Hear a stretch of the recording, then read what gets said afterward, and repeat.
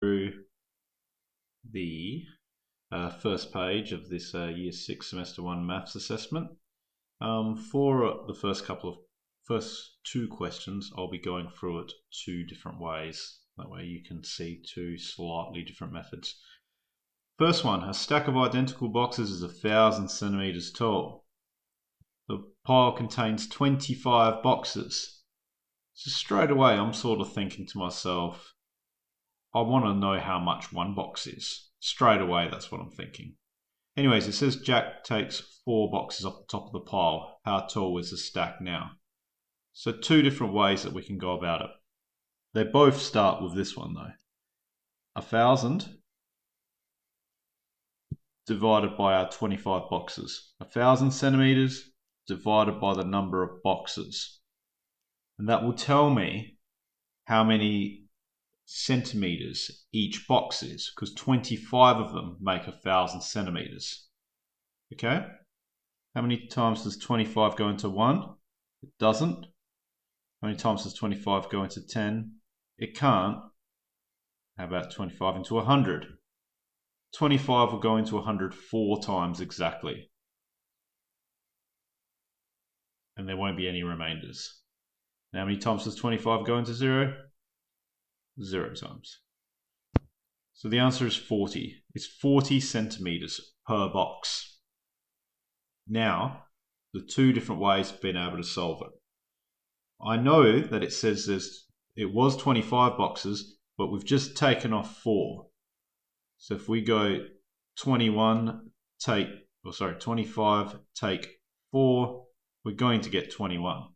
So it's going to be 21 boxes worth. So I could do 21 times 40. Because I know that they're 40 centimeters each. 1 times 0 is 0. 2 times 0 is also 0. And for the next line, you have to have a 0 at the start. 1 times 4 is 4. 2 times 4 is 8. Then you have to add up those two. 840 plus 0 will get us the answer of 840. 840 centimeters. So that was one way, the subtract and multiplication method. The other way that you could do it is to multiply first. So because I know that they're 40 centimeters in each box, I could have done 40 times 4. 4 times 0 is 0. 4 times 4 is 16. I know that 4 boxes make 160 centimeters, and the pile at the start was 1,000 centimeters. So 1,000 centimeter pile, take those 4 boxes, which is 160 centimeters worth. So 0 take 0 is 0. 0 take 6 can't do, can't borrow from here either. I'll borrow from this one. I'll go over here, borrow from this one, turns that to a 9, 10. 10 take 6 is 4, 9 take 1 is 8. 840 centimeters. Question 2, same sort of thing. So I'll show the both methods. Oh, actually, this one's slightly different. This is just multiplication, sorry. A school orders 12 boxes of pencils. 12 boxes. Each box has 30 packets. So I have to do 12 times 30 to start off. But I've also got to do that answer times by another 12. So there's quite a lot of stuff going on. So I could do the calculations in the order that they are. So I could do 12 times 30, which should actually be fairly easy. 2 times 0, 0. 1 times 0, 0. Go to the next line. And this time you have to put a 0 to start off with. 2 times 3 is 6. 1 times 3 is 3. And then you add them up. You get 360. So that's the first part. I've done 12 times 30. So I've got 12 boxes that have 30 packets in each box. But now I've got to write that each packet has 12 pencils. So I've got to do 360 times 12. Now I'll do the bigger number on the bottom. Doesn't really make much of a difference, so as long as you do everything that you're supposed to. So I'm going to start with the zeros. 2 times 0 is 0, 1 times 0 is 0. No worries. So I've done the zeros. Now it's time to start with the 6. 2 times 6 is 12. 1 times 6 is 6 plus 1 is 7. Oops, sorry, I was supposed to add a 0 here first. 0. 2 times 6 is 12 with a 1. That will be 7. Now, because I'm getting to this third line, I need 2 zeros to start off. Now, we're going to be looking at the 3. 2 times 3 is 6. 1 times 3 is 3. And then you just need to add them all up. 0 plus, so add up all three numbers. 0 plus 0 plus 0 equals 0. 0 plus 2 plus 0 is 2. 7 and 6 is 13. 3 plus 1 is 4. 4,320. Easy enough. The other way we could do it, again, we've got to do 12 times 12 times 30, right? Probably the smart way to do it, you should know 12 times 12 is 144. And you should know that anytime you're multiplying by a number that will have a 0 at the end, you can just ignore the 0 and add it later. So 144 times 3, and then I'll multiply that by 10. And that will be the same as multiplying by 30. So that's 12 times 12.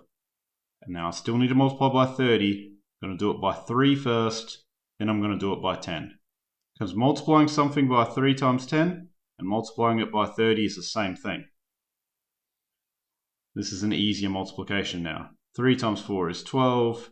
3 times 4 is 12, plus 1 is 13. 3 times 1 is 3, plus 1 is 4.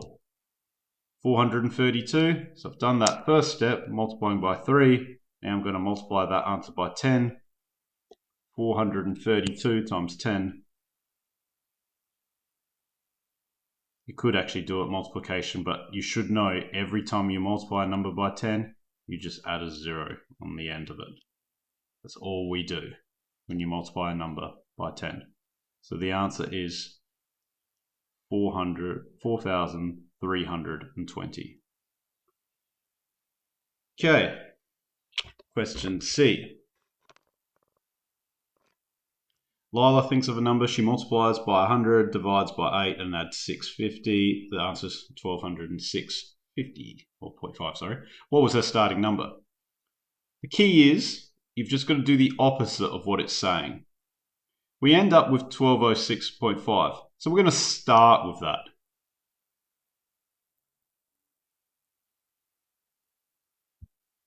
And now it says add 650, which is plus 650.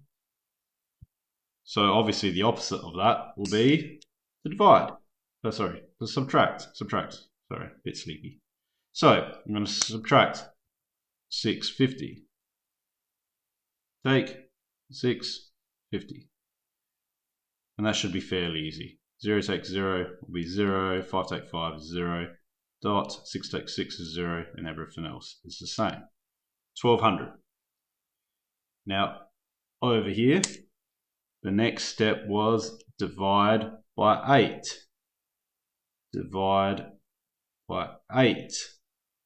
The opposite of that will be multiply by 8. So now I need to get this and multiply it by 8. Hopefully I recognize that 12 times 8 is 96. So 12 with 2 zeros times 8 will be 96 and 2 zeros. But if you didn't know that, you just go through your multiplication. 8 times 0 is 0. 8 times 0 is 0. 8 times 2 is 16. 6 there. 1 over there. 8 times 1 plus that 1 from the 16 makes 9. Okay, so I've done the first 2 steps. Then it says multiplies by 100. Multiply by 100. And if we're going to do the opposite of multiply, we need to divide by 100. So this number I'm going to divide by 100. And dividing by 100 just means moving the decimal place the same amount of spots as there are zeros in the number 100. There's 2 zeros. The decimal place would normally be here. So I'll move it across 1, 2. The number I'm thinking of, that Lila was thinking of, was 96.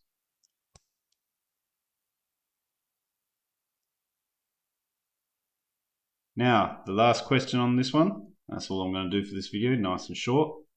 But please ask any questions in the comments if you're unsure about anything. I can always do it again or explain it slightly slower or slightly different. A bag of 6 chocolates, 6 of them, is $2.40.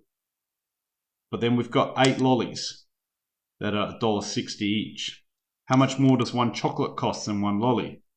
So these are the things I need to find out. 1 chocolate, how much does that cost? And how much does 1 lolly cost?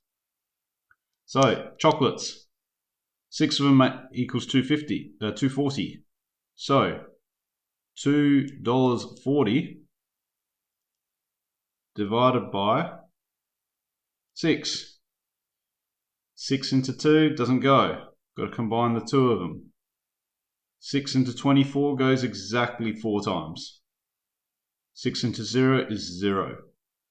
So it's 40 cents per chocolate. 40 cents per chocolate.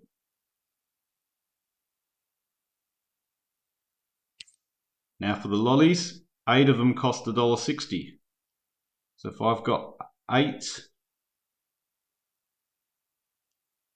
and $1.60, splitting up $1.60 by 8. 8 into 1 doesn't go. 8 into 16 goes exactly twice with no remainders. 8 into 0 doesn't go. So the lollies are 20 cents per lolly. And how much more does 1 chocolate cost than 1 lolly? Well, if chocolate is 40 cents and lollies is 20 cents, the difference between them will be 20. So the answer, now I've got to put properly in the box, is 20 cents. So that's how you do the questions on the first page. If you've got any questions about it or want further explanation, please leave it in the comments below. I could definitely do this a little bit neater when I've had a bit more sleep. Thank you so much for your time. I'll see you for